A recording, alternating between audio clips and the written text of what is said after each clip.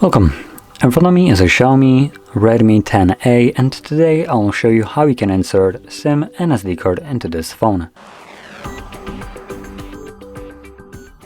Now for this specific operation, or whatever you want to call it, you'll need a SIM eject tool. They come provided with the device somewhere in the box between paperwork, but if you don't feel like looking for it, or maybe you already lost it, whatever the case may be, you could also use a paper clip, straighten out one of the ends, and it should work just as well.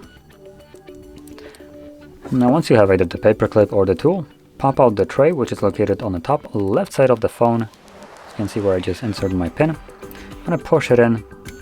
The tray pops out just enough for you to be able to grab it yourself and yank it out. Now on the tray you have space for two different SIM cards, so these smaller trays, and then one SD card tray. Now when it comes down to SIM card, you can occupy both of them or just one of them, and if you're planning to use one, it doesn't matter which one. From there, let's insert it back into the device. Now one thing worth mentioning is when you're inserting your tray, do be careful. The cards aren't held by anything in place, so they could just kind of like, for instance, pop out. I did want to demonstrate this, but I literally launched that card straight into the stratosphere, so let me just go find it.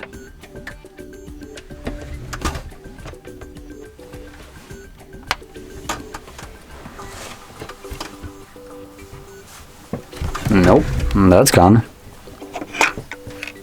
Luckily, I have another one.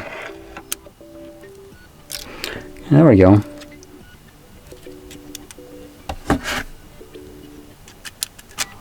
So once inserted, the cards should start working immediately. So SD card is already being detected, and SIM card is being detected as well, which you can see. So with that being said, if you found this very helpful, don't forget to hit like, subscribe, and thanks for watching.